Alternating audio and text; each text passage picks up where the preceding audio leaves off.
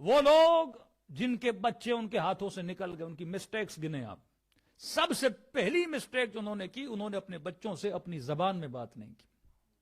زبان نالج نہیں ہے، زبان علم نہیں ہے، زبان ٹول ہے. یاد رکھیے، انگلش ہو، اردو ہو، کوئی بھی زبان ہو، زبان ٹول ہے. کس چیز کا ٹول ہے؟ نالج کو حاصل کرنے کا ٹول ہے. جیسے گاڑی ہے، گاڑی کی چابی ہوگی تو اسٹارٹ ہوگی نا، چابی نہیں ہے تو گاڑی کھڑی ہو تو آپ کو فائدہ بھی نہیں ہے. پیٹرول ہے، ہوگا تو گاڑی چلے گی. زبان کیا ہے؟ The first tool. جب آپ بچوں کو، اور مومن عقل مند ماڈرن سائیکولوجی جب آپ پڑھیں گے، اس میں لکھا ہوا ہے کہ جو بچے ملٹیپل لینگویج میں بات کرتے ہیں ان کا آئی کیو نارمل بچوں سے زیادہ تیز ہوتا ہے. مطلب میں چاہتا ہوں میرا بچہ تیز بھی ہو تو میں اسے ملٹیپل لینگویج سکھاؤں نا.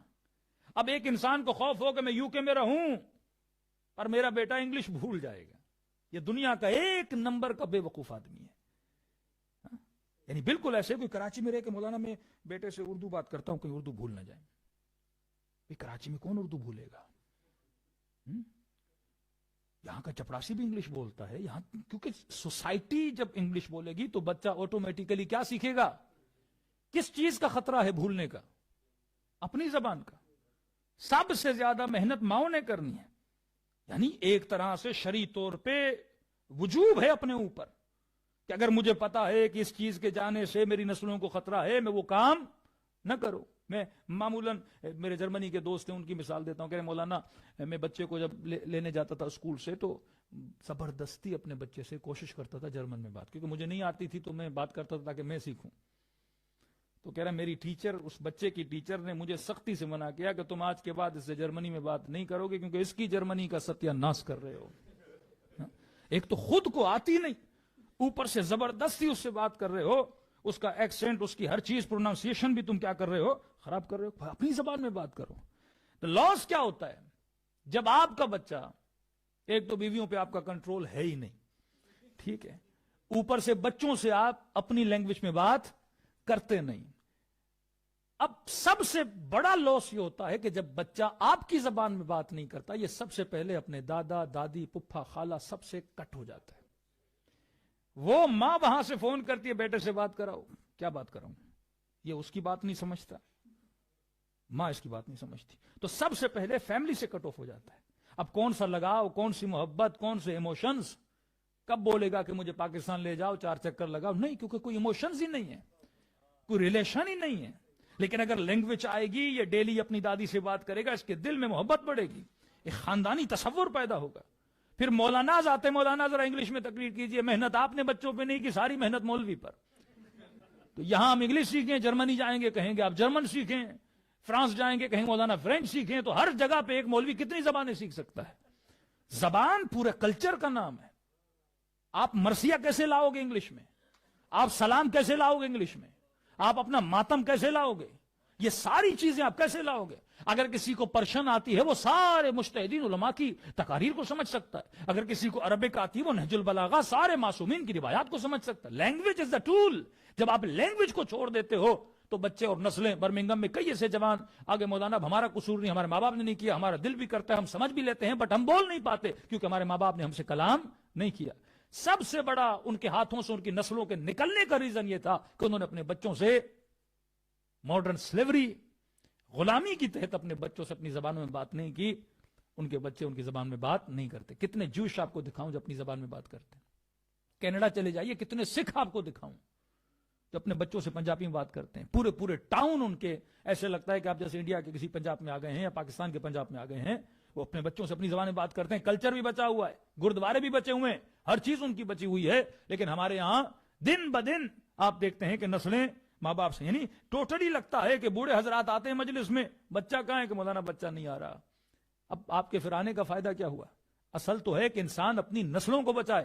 آپ تو وہاں بھی مسلمان تھے، یہاں بھی مسلمان ہو. خطرہ کس کو ہے؟ آپ کی نسلوں کو ہے، جن کی چمڑی تو براؤن ہے لیکن جن کے برینڈ وائٹ ہو چکے ہیں. تو سب سے زیادہ آپ نے جس پہ کام کرنا ہے ان کی لینگویج پہ کام کرنا ہے. دوسری چیز سب سے بڑی غلطی جو وہ لوگ کرتے ہیں، ایک تو لینگویج میں بات نہیں کرتے، دوسری غلطی اپنے بچوں کو کبھی اپنے ملک نہیں لے جاتے. The second mistake. ایک بندہ یو کے میں رہے لیکن چھٹیاں منانے پھر یورپ جائے. مطلب یہاں رہے ہو پھر چھٹیاں بھی کیا منا رہے ہو؟ اپنے سفر کو بھی ایک ایجوکیشنل سفر بناؤ، اس میں بھی بچے کی ٹریننگ ہو کہ ہم 3 مہینے مولانا 2 مہینے بھائی اپنا ملک اچھا نہیں لگتا عراق لے جاؤ، ایران لے جاؤ، کسی مسلم سوسائٹی میں لے جاؤ تاکہ اس کو نئی نئی چیزیں سیکھنے کو ملیں. اگر یہاں 1 سال بے حجابی کو دیکھا ہے تو وہاں 1 سال جا کے حجابیز کو بھی دیکھے، مسجد کو دیکھے، ممبر کو دیکھے، اس کلچر کو دیکھے. مختلف کلچرز کو جب دیکھے گا تو اس کا وجود کیا ہوتا جائے گا؟ ڈیولپ ہوتا جائے گا. تیسری سب سے چیز جو میں ایک لاجیکل آپ کو ریزن دیتا ہوں، وہ مومنین جن کے بچے سینٹرز کے ساتھ اٹیچ تھے. ہاں کئی آتے ہیں اکیلے آتے ہیں بچوں کو لے کے، نہیں بھائی کیا فائدہ، آپ کیوں آئے ہو اکیلے؟ اس سے اچھا تو آپ گھر بیٹھ کے مجلس سنتے ہیں نا. کس کو سنانی آپ نے؟ نسلوں کو سنانی. کچھ بچوں کو نہیں لاتے، کچھ بیویوں کو نہیں لاتے. سینٹر کے ساتھ جتنا آپ اٹیچ رہیں گے. میں نے ایک مثال دی تھی اس کی، گائے کی مثال دی تھی میں نے، کہ میں نے کہا کہ اگر کوئی بندہ یہاں آئے، ہالینڈ آئے اور ہالینڈ میں دیکھے کہ یہاں کی گائے 40 کلو دودھ دیتی ہے، خوش ہو جائے گا. پاکستانی بھینسیں 6 کلو 5 کلو کا، یہ تو پیسے بنانے والی مشین ہے. اس نے یہاں سے 2 گائے خریدی اور سیدھا لے گیا ملتان، ہاں یہاں سکھر یہاں سبی.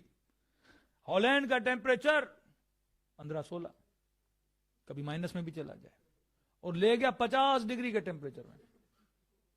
تو 40 دن میں جس نے ڈیلی 40 کلو دودھ دینا تھا، اس کا انا للہ و انا الیہ راجعون ہو جائے گا. یہی حال ہمارا، کیونکہ ٹیمپریچر مس میچ ہے. جب آپ ایک مسلم سوسائٹی سے نکل کے ایک نن مسلم سوسائٹی میں آتے ہو تو وہ ٹیمپریچر کیا ہو جاتا ہے؟ مس میچ ہو جاتا ہے.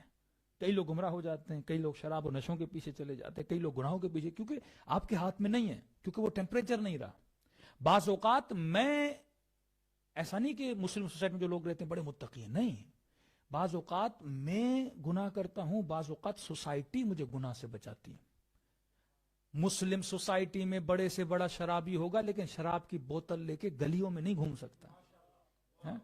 فیکٹر اسے بتا سوشل شوق، کہ سوشلی ماحول ایسا ہے کہ وہ یہ چھپ کے کریں گے، رات کو کریں گے، اپنی کمپنی میں کریں گے، گیدرنگز میں کریں گے، لیکن لوگوں کے سامنے نہیں کرے گا. لیکن یہاں کوئی بھی کرے کر سکتا ہے. مطلب کئی ایسے گناہ ہیں جو ہمیں کون روکتا ہے؟ ہمیں سوسائٹی روکتی ہے. اب شاید آپ بولیں کہ مولانا پھر کیا پاکستان میں، پورے پاکستان میں کوئی ہالینڈ کی گائے ہے ہی نہیں؟ کیا کوئی آسٹریلین کاؤ ہے ہی نہیں؟ آئیے ہم آپ کو دکھاتے ہیں. اتنی گائے ہیں، دودھ بھی دے رہی ہیں. نیسلے یولپرز یہ سارے دودھ کہاں سے لے رہے ہیں؟ انہی گایوں سے دودھ لے رہے ہیں. اب دیکھنا پڑے گا اس گائے نے 50 ڈگری کی ٹیمپریچر میں جو اس کی باڈی سے مس میچ تھا، سروائیو کیسے کیا اس نے؟ یہ ہے نا، مس میچ ہے بٹ سروائیو کر رہی ہے. کیسے کیا؟ انہوں نے اس کے لیے کنٹرول شیڈ بنایا. کیا بنایا؟ کنٹرول شیڈ، جس کے اندر کنٹرولڈ انوائرمنٹ بنایا. وہی ٹیمپریچر دیا جو اسے اپنے ملک میں مل رہا تھا.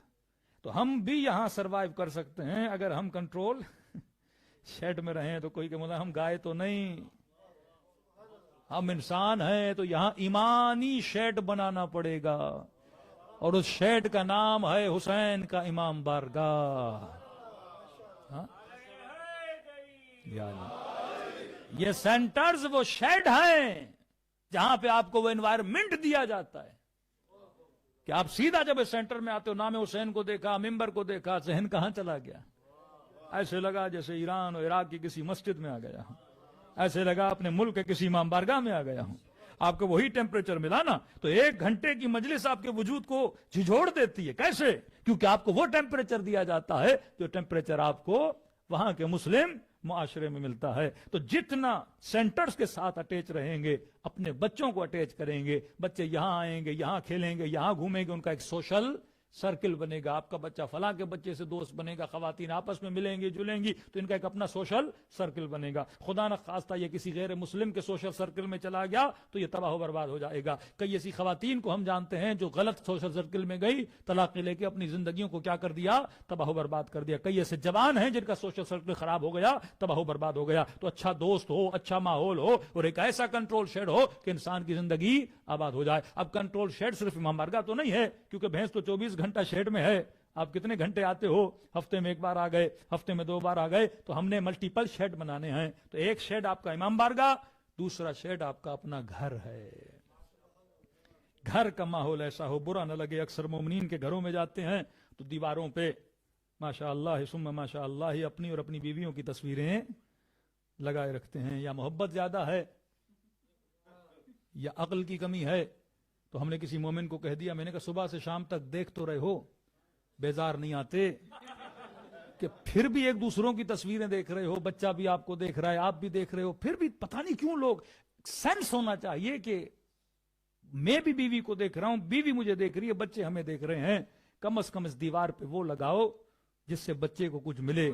میں نے کہا اس تصویر کی جگہ پہ حسین کے روزے کی تصویر لگاؤ. ہاں ڈیجیٹل دنیا ہے، کوئی ایسے بورڈز بناؤ آٹومیٹیکلی ان میں مولا کے فرامین، احادیث، کوئی چیزیں سیکھنے والی چیزیں لگائی جائیں. ٹی وی پہ وہ چیز لگاؤ جس سے بچہ کچھ سیکھے. مطلب گھر کا انوائرمنٹ بھی اتنا اچھا ہونا چاہیے کہ یہاں بھی آئے تو اسے کردار حسین کی خوشبو آئے، وہاں بھی جائے اسے کردار فاطمی کی خوشبو آئے. صلوات پڑھے محمد وآل محمد پر. ہاں میرے عزیز، جب تک انسان اپنی زندگی کو نہیں بناتا، فکر مند نہیں رہتا کہ واقعاً میں نے دنیا تو بنا لی، اپنی نسلوں کو بچانا ہے.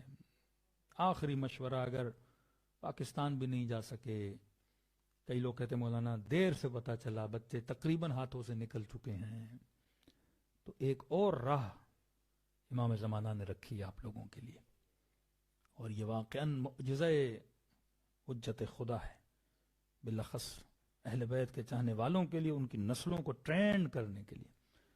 اور میں اس کو معجزہ ہی سمجھتا ہوں کہ اگر دیر ہو گئی، کافی گیپ آ گیا، یہ باتیں ابھی پتہ چل رہی ہیں، تو کم از کم سال میں ایک بار اربعین حسینی پہ اپنے بچوں کو لے جائے کر. زیارت کربلا الگ کانسیپٹ ہے، عام دنوں میں اربعین حسینی 10 days کی ٹریننگ ہے. اور یہ لندن سے کچھ مومن، میں نے کہا بچہ لاؤ، واقعاً اس بچے میں اتنا بدلاؤ آیا، وہ مومن رو پڑا کہ اس راستے میں میرے بچے نے وہ کچھ سیکھا ہے، وہ رنگ دین کا دیکھا ہے، وہ اثار، وہ قربانی. شدید 50 ڈگری کی دھوپ میں لوگ کھڑے ہیں، کوئی کہہ رہا ہے پانی پی لو، کوئی کہہ رہا ہے کھانا کھا لو، کوئی کہہ رہا ہے تھک گئے ہو میں تمہارے قدموں کو دباؤں. کہ یہ رنگ جو اسلام اور مسلمانوں کا ہے یہ کہیں نظر نہیں آتا. ایسا راستہ پوری دنیا میں کہیں نہیں ہے. آپ 2 کلومیٹر کا راستہ دکھاؤ جس کے ہر میٹر پہ نعمت ہو، نہیں دکھا سکتے. ہم 70 کلومیٹر کا راستہ دکھا سکتے ہیں جس کے ہر میٹر پہ انسانیت، جس کے ہر میٹر پہ اشار، جہاں رنگ، نسل، زبان کی کوئی تفریق نہیں ہے. کس ملک سے آئے ہو پتہ نہیں، کہ بس ایک ہی رنگ ہے، وہ رنگ حسین ہے. ایک ہی محبت ہے، وہ محبت حسین ہے. یہ صراط مستقیم ہے جو امام تک ہمیں لے جاتی ہے.